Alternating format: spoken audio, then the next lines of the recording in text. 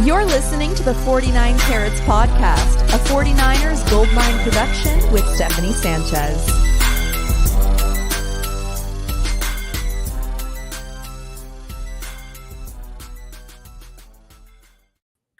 What's going on, everyone? Welcome to another edition of the 49 Carats Podcast. I'm your host, Steph. It is Monday, July 29th, and it was the first day that the 49ers were in pads for this year's training camp. So it's a really important day in the grand scheme of training camp and the 2 weeks of that. And so really excited to talk about that. I was at the practice today. And so joining me to talk about practice and everything we saw and or heard from it is Weston P. Smith. Weston, how you doing, man? Practice. We're talking about practice? Talking about practice. No. I couldn't be happier. I know. Hey, we are so back, Steph. Football is here. Pads are on. I'm excited. Obviously, I'm spoiled because I get to learn what's happening out there while you're out there secondhand through you. So excited to hear more, but we are back to actual football. This no longer the t-shirt and short Olympics sprinkled in with a little bit of helmets. We're back to football. So I'm excited. Well, would it be so terrible if I kind of interrupted your excitement with some injury updates?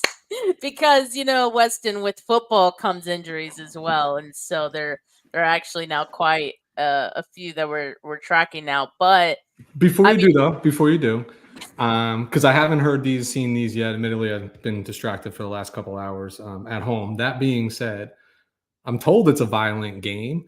And that is the expectation when the pads first come on. I think that's why you saw some of the vets not suit up today, right? Is to temper back some of that over enthusiasm, especially from the young guns who have a whole lot to prove out on that field. Defensive side of the ball tends to get really amped up when the pads are on. Offense becomes hesitant. So, but now hit me with the litany of bad news because this is the 49ers after all. Well, I'll actually start with the good news of the injury updates. All right. Ricky Pearsall was expected, or just like Kyle Shanahan did mention that he could come back in the second block of training camp, which is starting today with the pads on. And so I was looking out for him. I saw him and he had pads on. So that's the good news from today. And not only was he back at practice, he was activated from the non-football injury list, that NFI list that he was placed on not too long ago. So a short stint for Ricky Pearsall on the NFI list. This is the kind of update we like to see. And so I will say that he didn't see a whole lot of action aside from, just participating in drills. He wasn't part of the 11-on-11 team drills or team period. That's okay. Kyle Shanahan did say that they want to see how he responds, how his body responds and feels after today. And then, it's a good chance they ramp him up as early as tomorrow and get him into team periods then. You excited to see Ricky Pearsall? Very, very much so. But I think we have to temper expectations. I don't think he's going to be full go, full participant. There's no reason to just blow him right back into the mix right now. Still has to get back into shape. Love that he's going to be participating with pads on. That's going to help.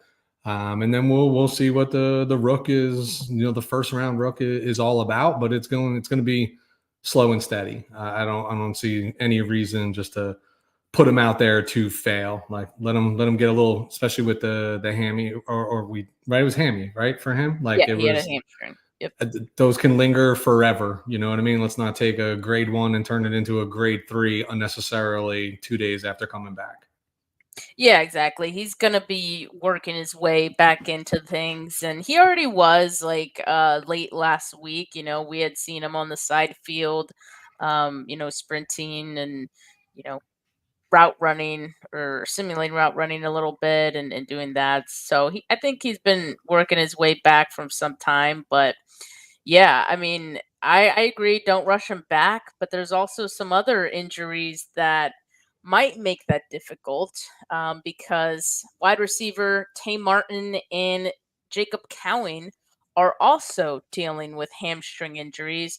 Those are injuries that happened, I believe, on Saturday in that practice. So Kyle Shanahan said that that would be about 10 days from when they suffered that injury. And so they'll probably be back, I think Kyle said sometime next week. So, but that'll keep them out for this week of practice for those two guys. And the 49ers already kind of hurting with their wide receiver group. As we know, Brandon Ayuk still not practicing. He's there and he watches the team periods, but only as an observer.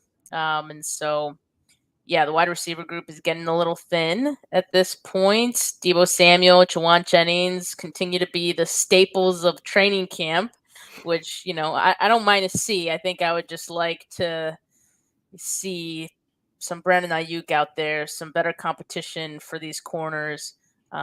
So that's something to continue to monitor, I guess. And Isaac Guerendo, who also suffered a hamstring injury last week, he's going to be out a few weeks because his was worse. His hamstring injury was worse than the others. And so this is concerning to me, Weston, because Isaac Guerendo already had a history of hamstring injuries and more severe hamstring injuries where they've kept him out weeks at a time over at Wisconsin. So it's just, this looks like more of the same, from my standpoint, and just not a good start to his young career at this point. Yeah, I knew his was going to be worse just the way they talked about it early. I think that what's concerning to me is like what's in the water in Santa Clara right now that you got these draft picks with their hammies. Rookies, you know what yeah. I mean? Like same soft tissue injuries that they each carry. Look, I think the biggest concern about Tay and Jacob is just the availability right now. Those are two less wide receivers taking reps and getting a smooth, rotation going at practice, a good feel. I think the Cowing one hurts a little bit more because this is by all accounts, people felt had an opportunity to scratch the 53, you know what I mean? And maybe see some time this year, and you don't want to see him fall behind the eight ball. I don't think anybody thinks Tay Martin's going to be on the active roster come season, but it is important this early in camp to have fresh bodies, right? That's why you have, the roster cuts haven't begun yet because you just need everybody to siphon through. You want to keep everybody fresh. You don't want to overwork them. I think with Guerendo, it's just my concern is like, yeah, it's hard for a leopard to change their spots, right? That person has injury history, and I believe that stuff does, especially the soft tissue stuff, does tend to carry on with you. But it's another fourth round running back draft pick that, like, because of this, he could very quickly and very easily find himself out of the pecking order, and this season become a wash for him right away. If they don't find what they want to do with Mitchell, right? Is he staying? Like, they try to move him late in camp, especially with the emergence and more looks that Mason's getting right now. I think there's options, but those options become less when somebody you invested draft capital in is probably going to miss the vast majority of the preseason with that hamstring injury. Yeah, so that's a tough look for Isaac Guerendo, but we'll talk a little bit more about the running backs and how that's kind of shaking out after Christian McCaffrey, of course, here in a bit. Spencer Burford, as you guys know, he suffered a broken hand last week. So Kyle Shanahan was asked if he has had surgery yet. He has not, and so he'll continue to talk. I think he said he had one more doctor to talk to I guess make the final determination whether Burford would ultimately get surgery or not, and so we'll continue to monitor that. So injuries, that's it on the injury side. So let me tell you some of the guys who did not practice today for the 49ers: Nick Bosa, Christian McCaffrey, Kyle Juszczyk, Jake Brendel. Of course, Brandon Ayuk is still holding in. Isaac Guerendo is, as I mentioned, going to be out for a while. John Feliciano out with a knee injury as well. Burford with the broken hand, Jacob Cowing, and Tay Martin with the hamstrings. So those guys did not practice. And you notice there's a lot of offensive guys that I just mentioned. There's a lot of a lot of offense. And I wonder, Weston, if there's any correlation to all of those guys not practicing to the offense and Brock Purdy maybe looking a little shaky today.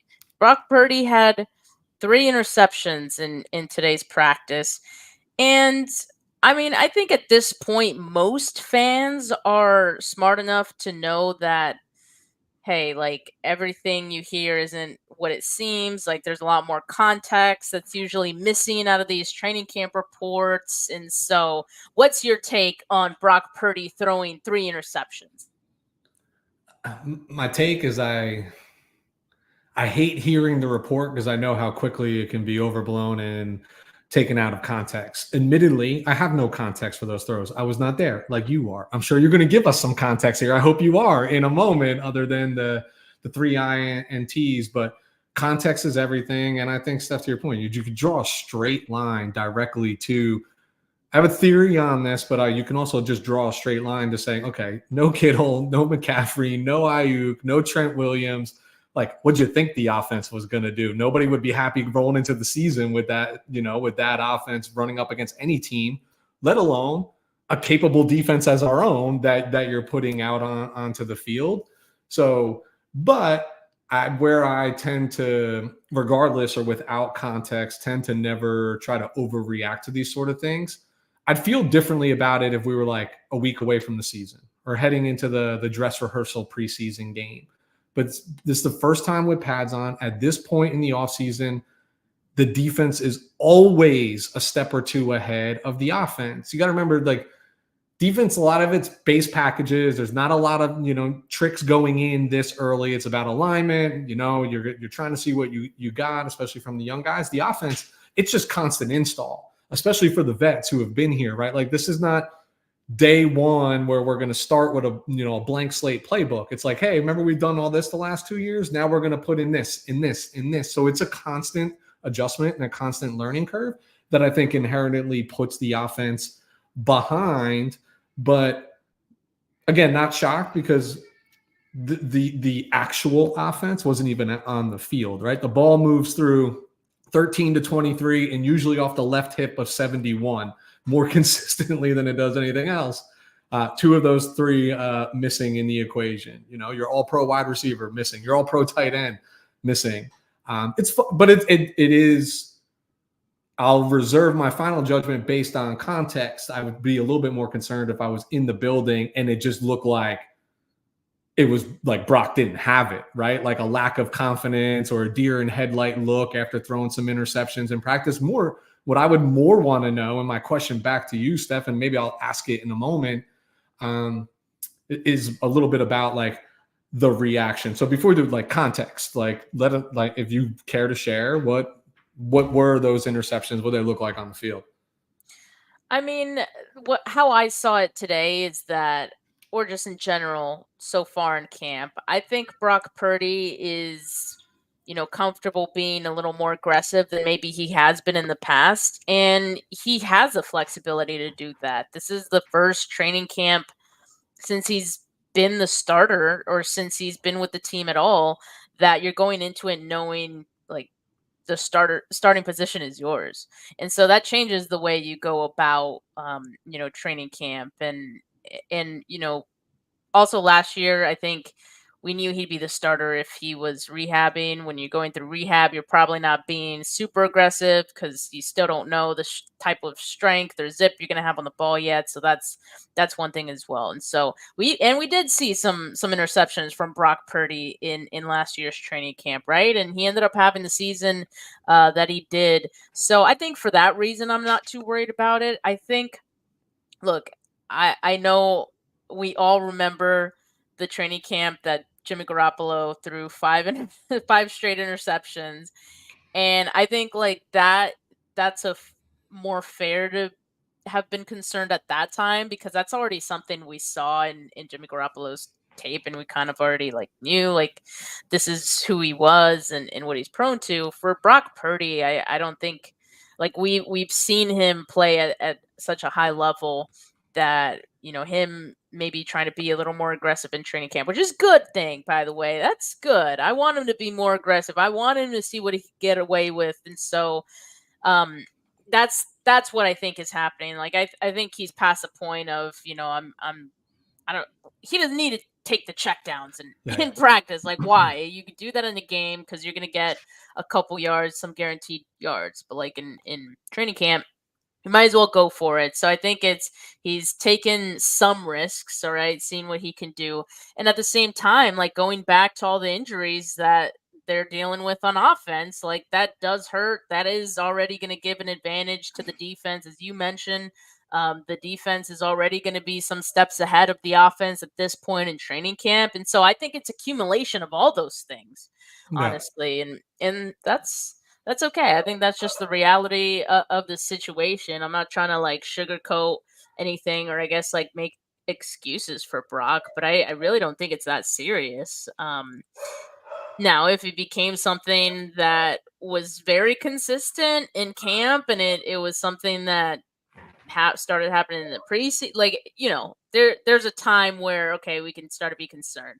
But one practice with 3 interceptions is not that. And to give some context to those throws. The first one, he was targeting Logan Thomas because George Kittle, while he did practice, he didn't participate in the 11-on-11 team period, right? So again, there's just a lot of disparity between the defense and the offense that Brock Purdy had to work with, right?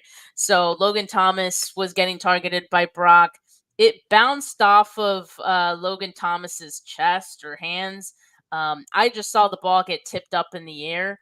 And so that's when Fred Warner just was able to come up with it at that point. And someone else, I think it was Brad, said it would have been a coverage sack. When it comes to coverage sacks in training camp, I still want to know what happens after that play. Or like what happens after the would-be sack. Because while in a real game scenario, the play would be dead, in training camp, quarterbacks get the chance to continue to play after that. So I am going to pay attention to what that play is, even after the would-be sack, because the quarterback knows he could still make a play on this ball. And so I don't discount the interception just because it would have been a coverage sack. I don't. I wouldn't either, and I'm total lockstep with you, Steph, about like let the play continue, still practice, right? Like let them see, like this is an opportunity for the quarterback to still just continue on the move and just try to make a throw. To your point, when we're talking about Brock, you want to see him take chances. You want to see him do what he maybe hasn't done in games in the past. This is the time to figure out if you're capable of it or not, right? So like almost push the envelope, be more aggressive than you've ever been because you got nobody breathing over your shoulder, your point, right? Like, and now looks like Brock, for all intent and purposes, is in tremendous shape. Looks like he bulked up a little bit. What's the arm look like? What can you throw like on the run? Like take all these chances. Same for the wide receivers. I want to see on a busted play, don't quit the route. Keep working. Come back to those are the fundamentals of the young kids out there. Come back, present yourself as a target to your quarterback and come back to the ball. Like no quit just because of coverage sack, because I know that's when the whistle will blow dead, but the reality is like how many times have we seen quarterbacks sacked and then all of a sudden they're not, like, and you just can't quit on the play ever, right? Like really doesn't stop until the whistle's actually blown. Like you want to keep going. And then you want to see, right? Like, I mean, sounds like this one to the tight end, not necessarily the quarterback's fault, whether it is or not, but the play shall continue is the way that I view. So my question, Steph, based on the interceptions you saw, my bigger concern would be, how did Brock react like on the field? Like what was his temperament? How did he carry himself after? Was he pointing fingers? Was the head down? Like, because if he's still cool as ice and still looks normal and is unfazed, then I'm even less worried about interceptions in practice. Yeah, I mean, honestly, I didn't really like pay attention to Brock Purdy's reaction after the interceptions, but because defense usually will celebrate, so I tend to watch. I tend to watch Hard that. not to watch those, but I think just the fact that he kept firing and he kept attempting such throws, I think that tells you like he's not going to shy away from taking those chances. And I think that right there kind of gives you your answer that, Brock's not going to be the kind of guy who's going to be phased by throwing a pick or two. He's not a stranger to it in camp. I mean, he threw in his rookie year, he threw a lot of interceptions in camp, and he didn't even get that many opportunities. But he was taking, I think, calculated risks at that time. So kind of like what he's doing now, and so I think he knows what he's doing. We also have regular season evidence of this against Baltimore this past season, right? The blow up game, the 4 interceptions, but he was still slinging it all game. And I remember people outside of the 49ers media even like praising him for that. Like that takes courage. That's when quarterbacks normally, like when you have a day at the office that is admittedly not your best day, it's easy to call it quits for the day. It's easy to just turn around, tuck the ball, audible to the run all day long. Get out of there. And that was not one of the 49ers' finest moments in the 2023 season. But he kept going out. He kept slinging it. And you can sit here and argue while the forced picks show up in his stat column. I mean, 2 of those were just some of the most incredible defensive plays that you're going to see. One from Kyle Hamilton, but like still shows up in the stat column. So this is my long-winded way of being like not worried, not concerned. I'd be more concerned if I looked over and I just saw like this super defeated look on an individual and then like the whole temperament of the practice kind of changed. Like that would concern me a little bit, but doesn't sound like that's the case. Sounds like it was just, hey, on to the next play. Yeah, that's exactly what it was, and I think that's what it will continue to be for Brock, honestly. So yeah, and as far as the other interceptions, so look, the offensive line didn't have its best day today. Like there were several points where Brock had pressure in his face, and so that did kind of influence him getting the ball off in not the best conditions. And so on one of them, when he threw the interception to Diamador Lenore, he didn't. I think at that point he threw off his back foot or something, and Lenore's good corner, so he was able to make a play on that ball. And then the third one, he tried to get it to Debo, and then George Odom. To me, it looked somewhat underthrown on that one, and yeah, Odom was able to get it. He was like right there, right in front of it. So, Steph, have you been just only because you brought up Demo? Have you been exposed to like the one-on-one sessions that you've seen with like him and Brandon Staley on the sidelines? Have you? Yeah, actually. Firsthand? Yeah, I did get like some video clips of that at the last practice that I went to, and that was pretty cool to see. Brandon Staley is very hands-on, and he's working very closely with all the DBs, in particular, I'd say the corners. And so that was a cool moment to see, because as good as Lenore is, obviously there's some ways he could get better. There's ways he could be more efficient, and that's what I think you see Brandon Staley really trying to hone in with him. So yeah, those moments are cool to see, and I mean I think Lenore loves it. Like I think he's embracing the opportunity to get better and figure out these small kinks he can work out. And clearly, maybe some of this stuff he's applying already and it's working out for him, and you see him making these plays in camp. So yeah, it's good for him. And as far as the corners, like while we are on the subject, I think Darrell Luter is, he's looking good as well. Renardo Green had a pass breakup today. And so he seems to be fitting in pretty nicely. I want to see someone aside from obviously Mooney, Ward, Lenore. Like I'm not worried about them. Those are your 2 starters on the outside. But like I want someone to, I guess, really step up between Yadam, Rocky Sin. Like like they're all kind of like in the mix. They're all in the mix. I need someone to just like step up in the competition and not bridge the gap, but yeah.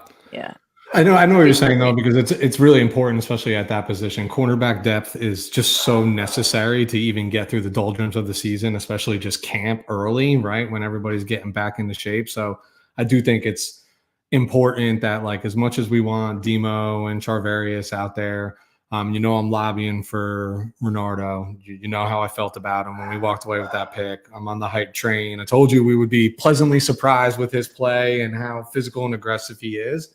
Is you just need other bodies. Like it's just important. And if you get one of them that even can push for competing to start in one of those positions, that makes your defense just infinitely stronger. It is such an integral part of your defense, especially if you struggle getting to the quarterback, which frankly we did last year, right? Especially down the stretch. Like you need, hoping some new faces can change that narrative, but it is super important that one of those has to pay off like dividends, has to definitely become an impact player. Yeah, for sure. I will say that I think as far as newcomers, the ones that are paying off are on the defensive line so far. Like all of those guys I think are fitting in really nicely, and they look like 49ers right off the bat. There isn't anyone that you're like, oh, he needs more time. Like they're getting pressure on the quarterback, Malik Collins, Leonard Floyd. I forget how to say his first name. Gross Matos. Gross Matos is doing YGM, baby. Just a short name. YGM. Yeah, YGM is doing good. And then I've even seen like the undrafted free agent Evan Anderson make a couple plays. T.Y. McGill, had a nice play today. It's like you get a nice play. You get a nice play. Everyone on the defensive line has shined at like different moments. I think so. That's been the positive in all this, because Sure. I think when we looked at how much change happened this offseason with the defensive line, we were a little worried about that. And having seen how the defensive line kind of underperformed to our high expectations in 2023, like I think this defensive line looks pretty great so far. And it's training camp, so you take it with a grain of salt. But I like how it's looking so far, and I think they're all gelling pretty nicely. Yeah, I mean, let's call it what it is, right? We'd be more concerned if we came out of day one with pads and the offense was cooking the defense, right? Like I think I would have far more and those days will come. That'll happen, right? Each side will always get the better of one side at one point, but love that at least the initial impression from the defense is still a solid unit, which bodes really well for an offense that on paper last year was giving you 30 points a game. And that too, with like considering there's a new defensive coordinator. You have Brandon Staley in the mix now. Like sometimes you look at changes and you're not sure how it's gonna go. Yeah. So like I think the fact that it's already looking to be in a positive direction, I think that counts for something right now. So yeah, the defense looked good today. They were dominant.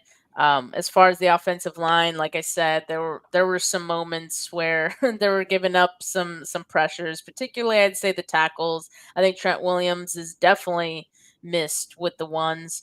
I like to see Dominic Pooney getting this shot at right guard, and if Spencer Burford with a broken hand, he's going to be out a bit, right? So that gives Dominic Pooney some time to make some headway there and just like lessen that learning curve that he has coming into the league. And so I think he held his own today. I didn't see anything bad from Pooney. I thought he did a fine job. And so I look forward to seeing more of that from him. Yeah, I hope to. I mean, this is kind of, I hate to say ideal scenario because you never want to talk about somebody's injury, but I think the right guard has just been an ongoing experiment for like the last 2.5, 3 seasons for the 49ers. And I just don't see any successful way that you're splitting game reps between players or staggering starts or whatever you want to do. If this unfortunate injury to Spencer, who's not going to end his season, right? Especially if he doesn't have surgery, they're going to tape it up. He doesn't catch the ball. He doesn't throw the ball. He's not the center. They'll just have it heavily taped and padded, and he'll go.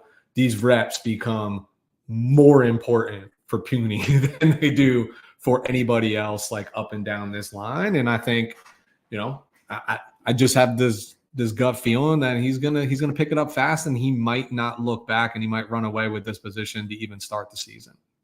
I think that yes, that'd be the best case scenario for the 49ers. And I understand like John Feliciano has the opportunity or has had the opportunity to fill in, right, for Spencer Burford in the past at right guard. I think it just seems like maybe the team doesn't want to have him be the starter right away, or like they want to make sure that they can preserve his health for a full season, because let's face it, like Feliciano is a good right guard. Like he's serviceable for sure. He's better than Burford.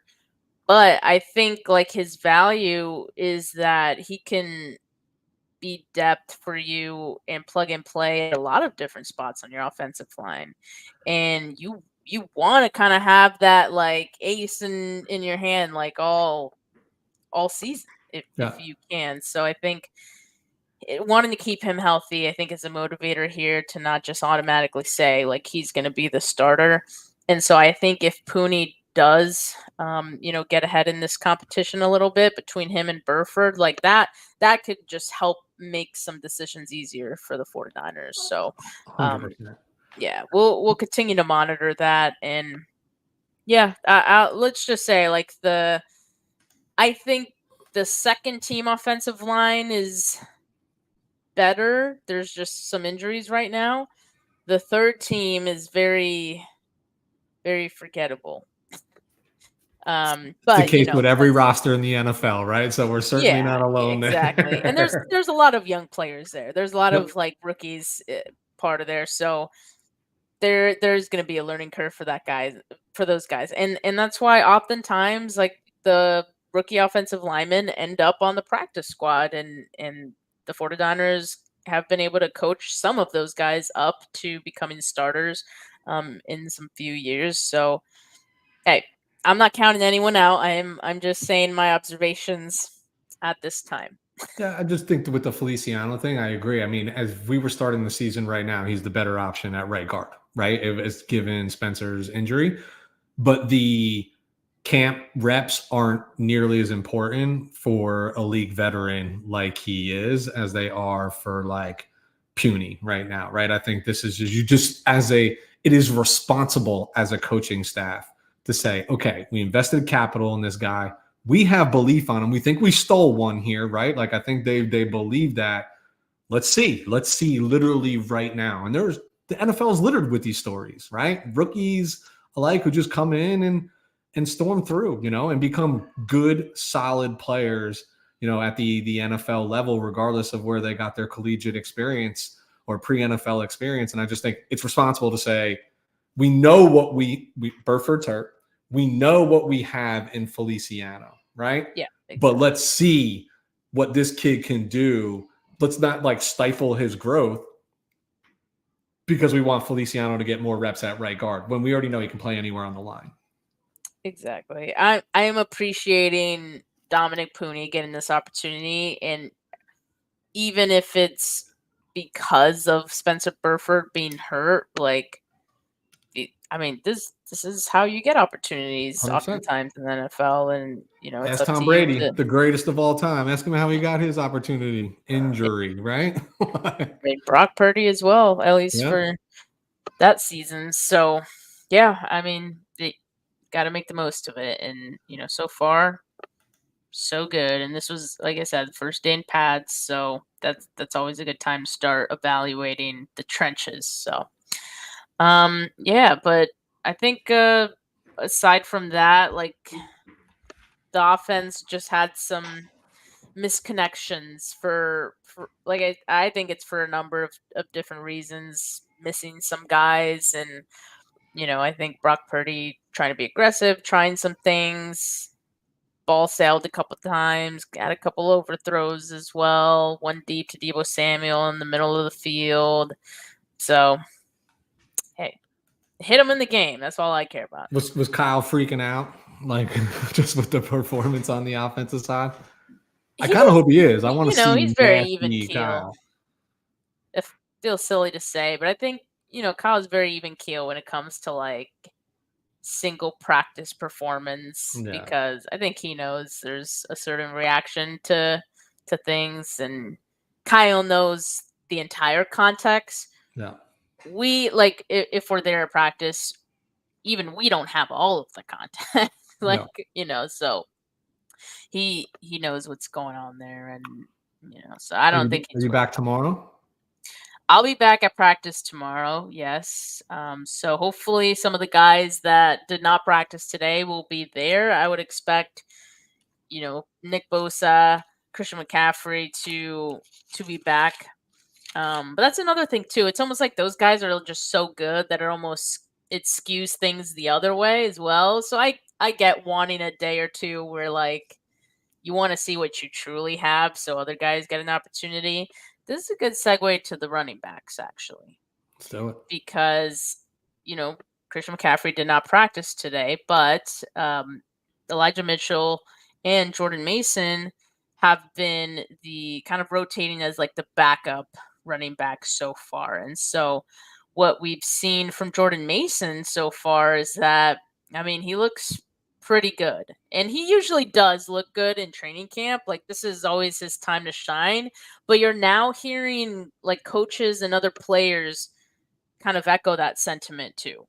So I think this is legit. So Kyle Shanahan on Jordan Mason said, quote, "Nothing against Elijah. There's been no fall off in Elijah at all. But JP runs at a very high level.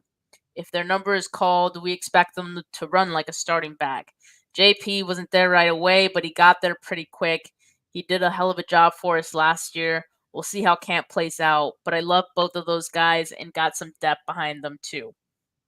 So yeah, I'm feeling a changing of the tide potentially for the backup spot behind Christian McCaffrey. At the very least, it's going to be more of a competition, or it is more of a competition than it has been in previous years.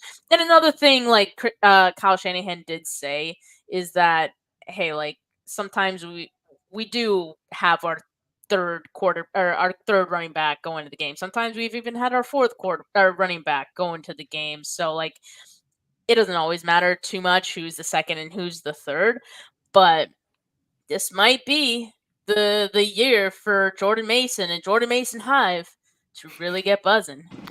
I feel like that's been the 49er fan base for the last 2 seasons. I know. But I think it's an envious spot to be. You know what you have in Christian McCaffrey. We've been super fortunate about his availability since he's joined the 49ers. Elijah Mitchell, like, I still just can't get 2021 out of my head. He was the running back, and then it was him and Debo at the end of the year, but he didn't nothing to sneeze at his rookie year, like what he was able to accomplish. And we knew Mason had like moments, right? You were just looking for more consistency, but not given the opportunity to even be consistent. Here's the reality. We're talking about the backup to Christian McCaffrey. So if Christian McCaffrey is healthy all season, he's going to take 88 to 90% of the offensive snaps, So where I think this favors Mason over Mitchell is, for me, Elijah's always felt like somebody that got stronger later as the game, right? Just like momentum, where JP is just that hammer, the way he runs, like big upright runs into you. So if you're spelling McCaffrey, you got to think it's something towards like, I just want to slam into them and eat up clock and do those. And I think you got to tip the cap in favor. Not that Elijah doesn't run hard, because he seems to always fall forward as well. This is just like an embarrassment of riches. But this is why I can't help but think there's an opportunity as we get deeper into camp that it will not be Mason. I don't think they would move Mason. But if somebody came calling for Elijah, I think they would move him, because I do think they also feel confident, like what they have behind them as well. And also knowing that a healthy Christian McCaffrey is taking 90% of your offensive snaps. How much do you really need those guys if you're not going to get them into the mix? For what it's worth, I've gotten the sense, at least from the practices I've been to, and mind you, I haven't been to all of the training camp practices, but from the ones I've been to, I feel like they're not using Elijah Mitchell as much as maybe they would in previous years.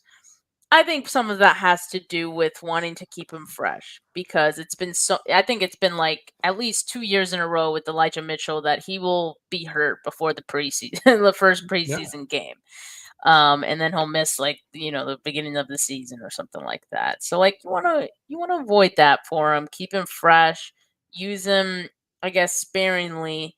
And so that's part of the reason I think they're leaning on Jordan Mason more. And I think Jordan Mason has kind of done what he's done with that opportunity. And yeah, I think you might be onto something, Weston. I just think with the injury history that Elijah Mitchell has, the only team that I could see, or the only type of team that I could see trading for him would be a team that has a Shanahan disciple and like knows Yeah. him already. So, which there's quite a few of them now. Hey, ship him off to Washington. I Why was just not? gonna say, what's wrong with Adam Why not? Peterson in Washington and the homeboy Jaden Daniels? Maybe Ayuk's part of the package when all's said and done. Let's figure it out.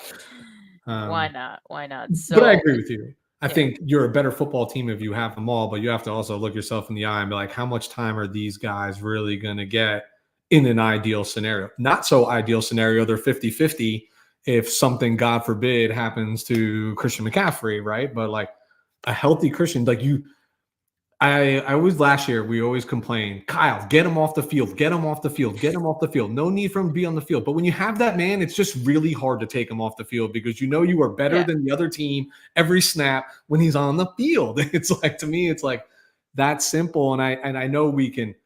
Kyle will tell you, I know I got to do a better job resting him. But when you're in the game and like adrenaline, like you're not thinking about that. You're not thinking I got to rest my guy. You need like 15 other coaches to be like, bro, what are you doing? Get him out of the game. Like you're just thinking about finishing it. And so I grow concerned on like, we're going to get really hyped about these guys. Yeah. But what impact are they really going to provide? We don't know yet because we don't even know how much we'll see them outside of preseason games. Because I guarantee you'll see very little of Christian McCaffrey in preseason games. Oh yeah, if at all. I wouldn't. I hope he doesn't see a snap in the preseason. So yeah, we're gonna get a lot of Jordan Mason, and Jordan Mason Hive is gonna be as loud as ever especially because now we're getting these quotes from Kyle Shanahan. It's like you can't take it back. You got to go all in. Yeah, so, you are all in. Yeah. So that's why I think it's a good sign. Actually, like I was talking to Mariah about this in our show last Thursday, and she was like, "Yeah, I feel like Kyle's come around to being more complimentary of guys lately." And I'm like, yeah, I kind of see that.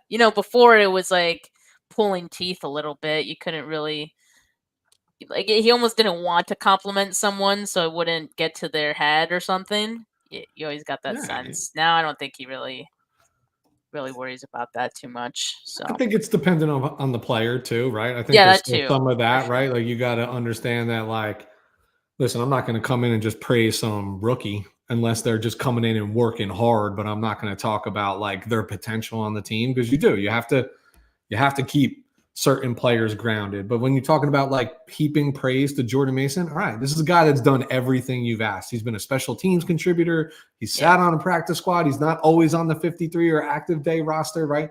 Like he's contributing every way, shape, or form that you ask him. Think of a la Raheem Mostert. How much did Raheem Mostert pay his dudes in the NFL? We all saw the story. Cut from 7 teams over 5 years and blah, blah, blah, blah, blah.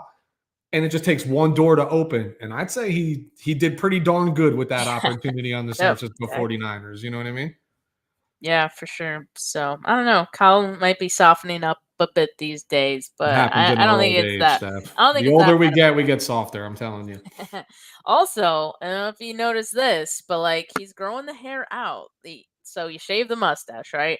Growing the hair out. Now he's kind of got the Nick Sorensen hairdo going on, and like he's got the hair sticking out of the hat in the back now. Good hat hair. It's good hat hair. Hat hair, yeah, sure. As long as it doesn't get as long as Kittle's, but No, that's I digress fantastic. on that Yeah. one. That'd be crazy.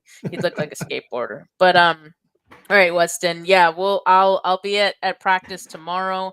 I'll be sending updates to Gold Standard Network, so make sure you guys check that out. And of course, I'll be going live in the afternoon or evening again to recap what I saw from tomorrow's practice. So make sure you guys tune in. Make sure you like this video. Make sure you subscribe to the channel if you haven't yet. How about maybe even hit the notification bells so you know when I'll be going live. That is always recommended. And audio listeners, leave a rating, leave a review. Really appreciate it. Weston, I appreciate you. All right. And Appreciate you all more. of you that tuned in. But for now, have a good rest of your Monday, folks. Peace.